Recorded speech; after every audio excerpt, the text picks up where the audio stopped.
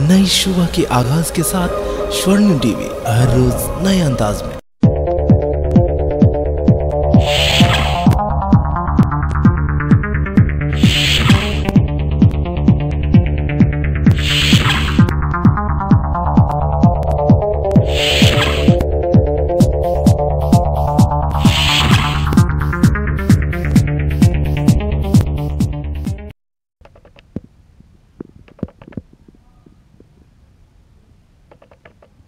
जिला स्तरीय ये प्रतिभा खोज प्रतियोगिता क्या ये आप लोग क्या करने जा रहे हैं? दिनांक 17 नवंबर 2016 से हम लोग छात्रों के हित के लिए, जो पिछड़े छात्र हैं उनके लिए, जो गर्ल्स छात्र हैं उनके लिए, जो विकलांग छात्र छात्राएं हैं उनके लिए हम लोग जिला स्तरीय प्रतिभा छात्रवृत्ति एवं प्रतिभा खोज परीक्षा का आयोजन करने जा रहे हैं। जिला स्तरीय सिर्फ ये दरभंगा में नहीं होगा, ये हर एक जिला में बारी बारी से इस प्रतिभा खोज परीक्षा का आयोजन किया जाएगा। दरभंगा में यह 17 नवंबर से इसकी शुरुआत होने जा रही है। इसके तहत हम लोग विभिन्न कैटेगरी में, जैसे खंड A, B, C करके विभिन्न कैटेगरी है। 5 to 10 के बच्चों के लिए अलग हमारे एग्जामिनेशन की प्रक्रिया होगी। उसके अलावा हम जो 10 और इंटर के बच्चे हैं उनके लिए अभी अलग प्रक्रिया होगी और उससे ऊपर की अलग प्रक्रिया होगी। मेन उद्देश्य इसका है, समाज में जो पिछड़े छात्र हैं, जो पैसे के अभाव में आधुनिक शिक्षा को नहीं ले पा रहे हैं, बेहतर शिक्षा ग्रहण नहीं कर पा रहे हैं, जिनसे वो लगातार पिछड़े जा रहे हैं, तो समाज की उन्नति तभी संभव है जब हमारा समाज शिक्षित होगा, हमारे आज के युवा शिक्षित होंगे। तो यह प्रक्रिया इसीलिए है कि इस परीक्षा के तहत हम उन छात्रों का चुनाव करेंगे जो मेधावी भी हैं, जो पिछड़े वर्ग से आने के कारण वो आधुनिक शिक्षा ग्रहण नहीं कर पाते हैं, हम उनके लिए शिक्षा उपलब्ध कराएंगे। मैं एक बात स्पष्ट करना चाहूँगा कि ये हमारी जो शिक्षा पद्धति है, तो अभी तक होता ये आया है कि बाहर की बड़ी बड़ी संस्था हमारे यहाँ छात्रवृत्ति परीक्षा लेती जरूर है, लेकिन उस परीक्षा के तहत वो अपने संस्थानों में बच्चों को रखती है कुछ डिस्काउंट योजना के तहत। बताइए कि मानवाधिकार के द्वारा बाल श्रम के ऊपर आप लोग क्या स्टेप ले रहे हैं? बहुत सारे शहर के अंदर में बाल श्रम बहुत बृहत रूप में फैल गया है। हर दुकान में आप जाएंगे, हर चाय दुकान, पान दुकान में आपको कुछ बच्चे काम करते हुए मिलेंगे, कपड़े की दुकान में काम करते हुए मिलेंगे। ऐसे बच्चों के लिए आपका मानवाधिकार क्या स्टेप लेने जा रहा है? देखिए, बाल श्रम एक ऐसा मुद्दा है जिसको आप कह सकते हैं कि हमारे समाज में कोड के रूप में आ गई है, क्योंकि भविष्य तो हमारे बच्चे ही हैं। इस पे मानवाधिकार आयोग बहुत ही व्यापक कार्यक्रम की ओर बढ़ रहा है। कुछ ही दिन पहले की बात है कि जब हमारी एक टीम, निखिल जी जिला अध्यक्ष और मैंने एक मुद्दा को उठाया था, वहाँ पे बालक काम कर रहे थे, हम लोगों ने इसकी लड़ाई भी बहुत आगे तक लगी। इत्तेफाक ये था कि उस समय हम लोग मानवाधिकार से नहीं जुड़े हुए थे। कुछ पदाधिकारी के द्वारा कुछ समय लेने के कि हम फलाने दिन को छापा मारेंगे, फलाने दिन को देखेंगे, और ये दिन धीरे धीरे बढ़ता गया और हम लोग ऐसा प्रतीत हुआ कि उसका परिणाम कुछ सामने नहीं आया। तो जरूरी था कि हम इसको व्यापक रूप पे काम करें। एक आदमी और 2 आदमी के सामने आने से नहीं होगा। हमें पता होना चाहिए कि वो बाल श्रम कहाँ से आ रहा है, वो क्यों कर रहा है। मानवाधिकार एवं सामाजिक न्याय आयोग, मैं ये सूचना देना चाहता हूँ कि मानवाधिकार एवं सामाजिक न्याय आयोग की एक संस्था है पर्यटन संस्था, जो कि रांची में अभी ऑलरेडी चल रही है। उसका उद्देश्य ही है कि वहाँ पे सारे बच्चे को, ऐसे बच्चे जो कि आपको काम करते मिल जाएंगे, चाहे वो अपने पारिवारिक का पेट भरने के लिए ही वो भुट्टा बेचते नजर आए, वो आपको गुपचुप बेचते नजर आए, ऐसे बच्चे को लाना और शिक्षित करना, साथ में उनके माता पिता को भी शिक्षित करना। यह कार्यक्रम ऑलरेडी चल रहा है। कुछ दिन पहले ही दैनिक भास्कर के में सभी संस्करणों में हमारे राष्ट्रीय अध्यक्ष अरुण कुमार चौहान का आया था, जो व्यापक स्तर पर इस कार्यक्रम को कर रहे हैं।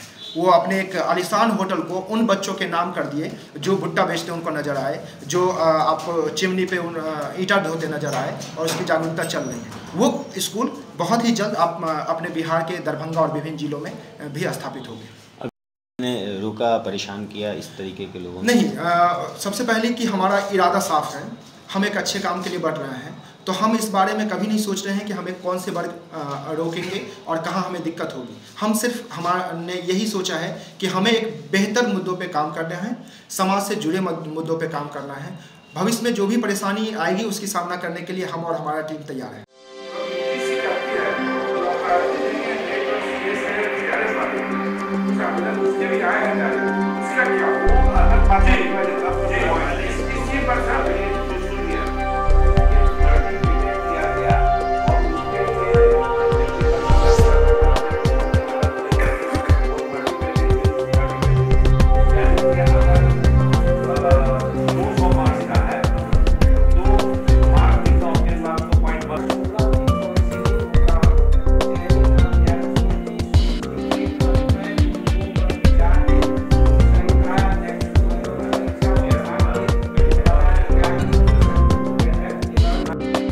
ओके। सर हम Zakir Hussain teachers training college से आए हैं। हम 15-17 के छात्र हैं। अभी तक 2016 का ये नवंबर महीना जा रहा है और जो एग्ज़ाम 2016 में होना चाहिए था वो एग्ज़ाम का अभी तक फॉर्म का डेट नहीं निकला है।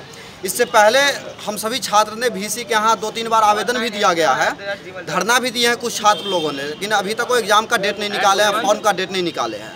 ये सर क्या लोकतंत्र की परिभाषा है? ये स्टूडेंट के हित में है और इसके लिए सर हम लोगों बहुत ज़्यादा परेशान है कि हम लोगों का भविष्य अंधकार की ओर जा रहा है। मैं गुरुजनों का बहुत सम्मान करता हूं, लेकिन जिस प्रकार की ये परंपरा इस विश्वविद्यालय के अंदर लाना चाह रहे हैं, इस स्टूडेंट इस चीज़ को कतई स्वीकार नहीं करेगा।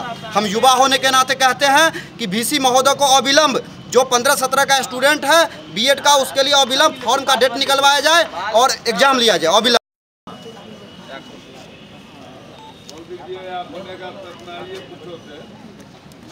जो है PG में सेशन 16 और 18 में जो है सो विकलांग का कोटा नहीं दिया गया और वहाँ कहा गया है कि जो यूनिवर्सिटी नहीं दिया इसलिए हम नहीं दिया। आरक्षण है उसका 3%। कहाँ दिक्कत आपको लग रही है? किसके अंदर दिक्कत दिखा रही है? अब वहाँ समस्तीपुर कॉलेज कहता है यूनिवर्सिटी में जाइए, यूनिवर्सिटी नहीं दिया है तो हम क्या करें? यहाँ वो नहीं पहुँचा है पेपर? नहीं, उसमें नहीं दिया है, नेट वाले में नहीं दिया है उस चीज़। और एक ही कॉलेज के बारे में दिया गया जो वहाँ कॉलेज के प्रिंसिपल का कहना है जो विकलांग का कोटा ही नहीं दिया। ये किस कॉलेज के प्रिंसिपल का कहना है? समस्तीपुर कॉलेज समस्तीपुर। और यहाँ मिथिला यूनिवर्सिटी में है कोटा? हाँ, पूरे मतलब अथी में हिंदुस्तान में 3% है और बिहार में भी है, बिहार सरकार भी लागू की है। फिर क्या दिक्कत आ रही है? तो अथी में नेट पर जो दिया है रिजल्ट उसमें जो है सो इसकी चर्चा ही नहीं किया। श्यामानंद BMA कॉलेज बेहरी के B.Ed के स्टूडेंट हैं और हम लोग का ये समस्या है कि 15-17 का सत्र है और अभी तक जो है जो अप्रैल में एग्ज़ाम हो जाना चाहिए था वो अभी तक नहीं हो पाया। अभी तक ये भी फॉर्म का भी डेट नहीं निकला है।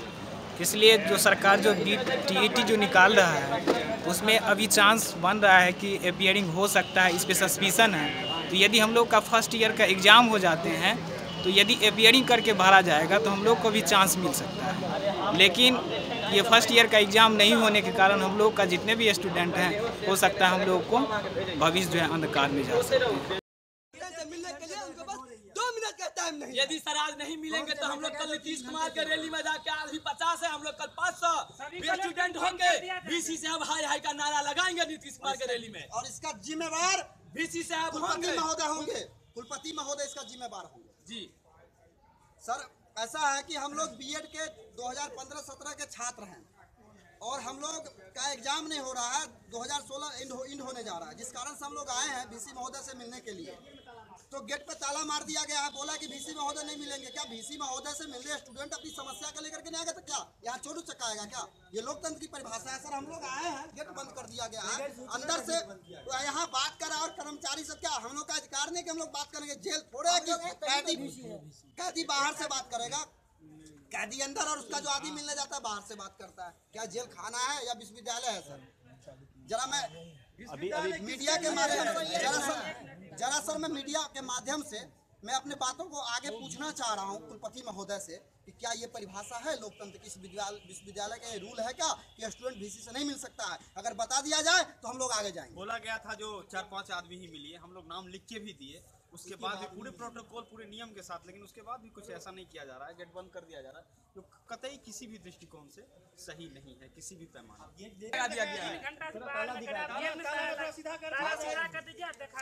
पिछले 1 घंटा से ताला लगा MSU से है। हम लोग को बहरा कॉलेज, चूँकि हम लोग पहले अपने विद्यार्थी बन कर आए, यहाँ VC साहब से मिले, अन्य कर्मचारियों से मिले, सब लोग बोला कि हो जाएगा। पिछले 1.5 महीना से हम लोग आ रहे हैं, कोई सुनवाई नहीं लिया गया। अंततः हम लोग के मिथिला स्टूडेंट यूनियन के बैनर तले सबको इकट्ठा करके लाना पड़ा ताकि जो है समस्या का समाधान हम लोग B.Ed 2015-17 के विद्यार्थी का कल्याण हो सके। 1.5 साल हो गया, अभी तक एग्जाम नहीं लिया गया है। इसके लिए हम मिथिला स्टूडेंट यूनियन के बैनर तले आज हम लोग आए हैं। आने के बाद हम लोग को वहाँ देखा गया तो चारों बॉल से ताला बंद कर दिया गया, हम लोगों को VC से मिलने नहीं दिया गया, जबकि हम लोग शांति वार्ता करने के लिए जा रहे थे। उनको नाम भी वो लोग बोले कि 5 आदमी का नाम दो, लिख करके VC साहब 5 आदमी का नाम भी दिए, लेकिन अभी तक कोई ऐसा लास्ट में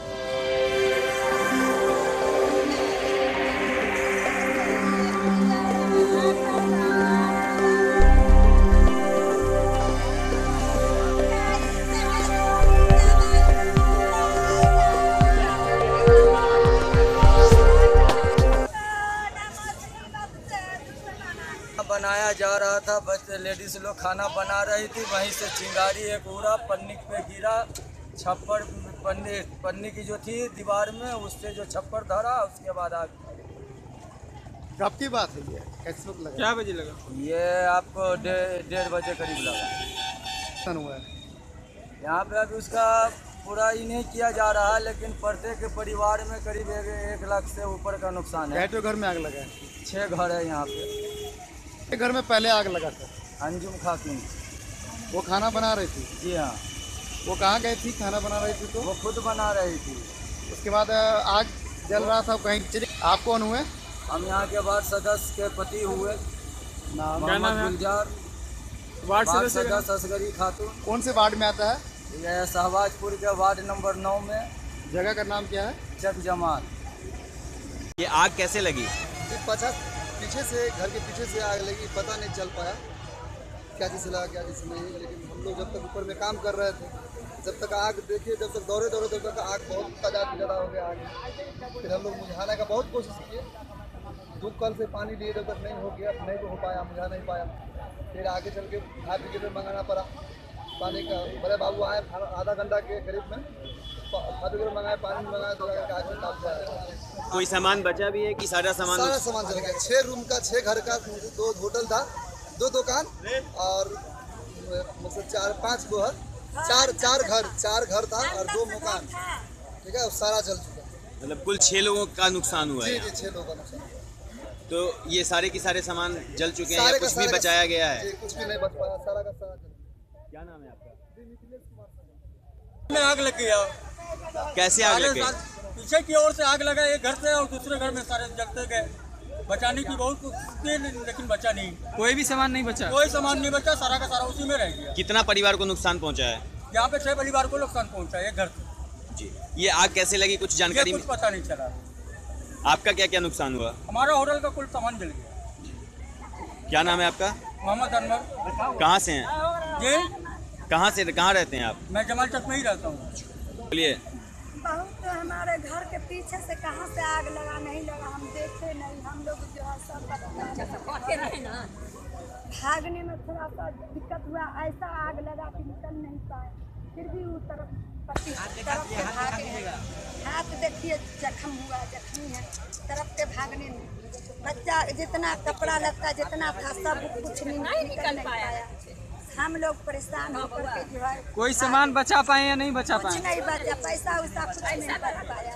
प्रशासन कितने देर में यहाँ पे पहुँचा आग बुझाने के लिए? प्रशासन बहुत देर के बाद जब जल गया है, उसके बाद जो है 1 घंटा में पहुँचे। क्या नाम है? मेरा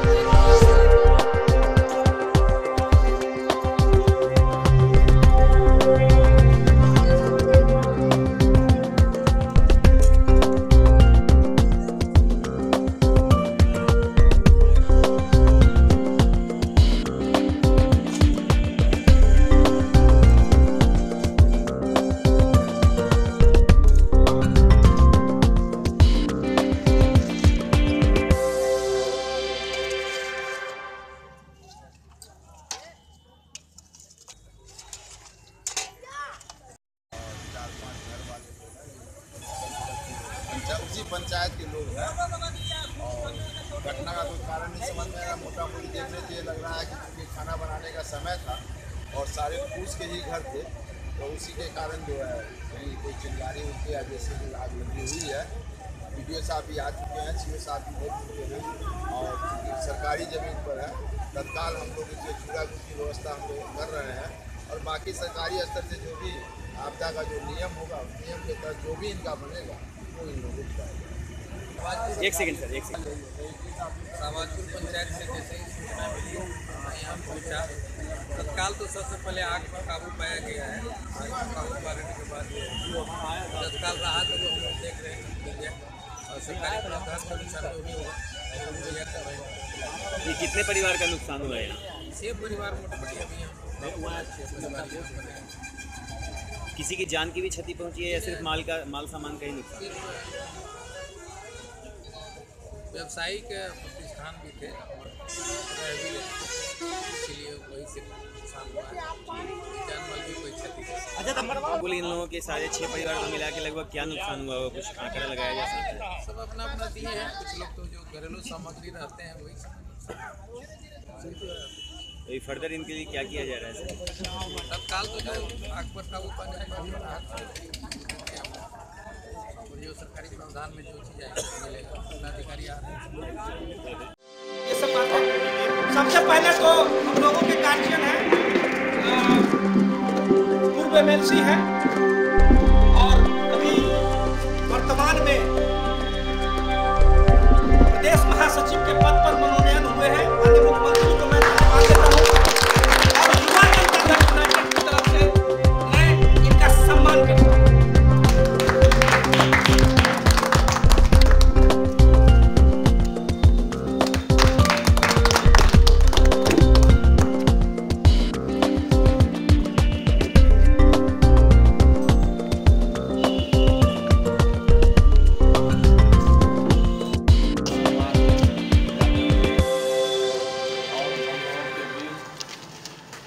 आए डॉक्टर विनोद कुमार चौधरी जी जो प्रदेश महासचिव हैं, अभी हाल ही में नियुक्त किए गए हैं और हम लोगों के बीच डॉक्टर दीपक सिन्हा जी, अंकित चौधरी जी,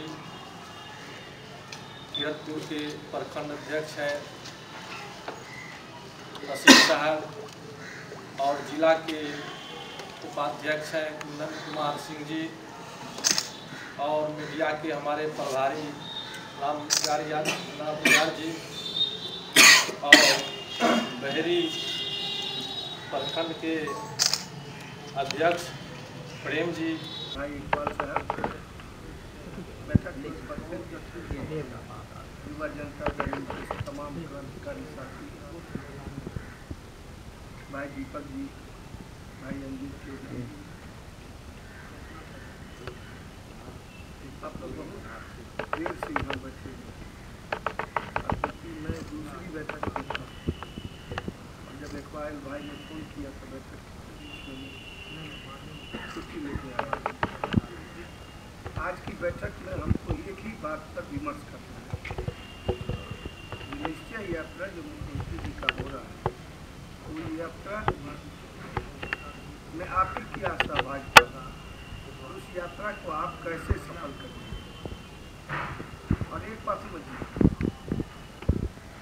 विश्व के सबसे अच्छे नेता आपके नेता हैं माननीय नीतीश कुमार।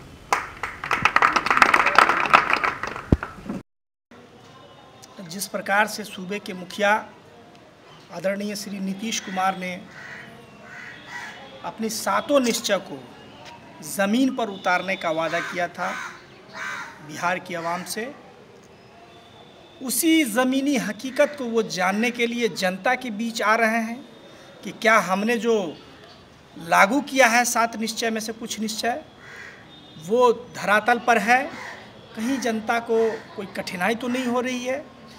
इस सभी बातों को वो जानने के लिए आ रहे हैं। जो 17 तारीख को दरभंगा में भी उनका आगमन है और जैसा कि आप लोगों को पता है, पहले उनका बिरौल का कार्यक्रम है, फिर हरच्चा एक पंचायत है बहरी में, वहाँ का कार्यक्रम है।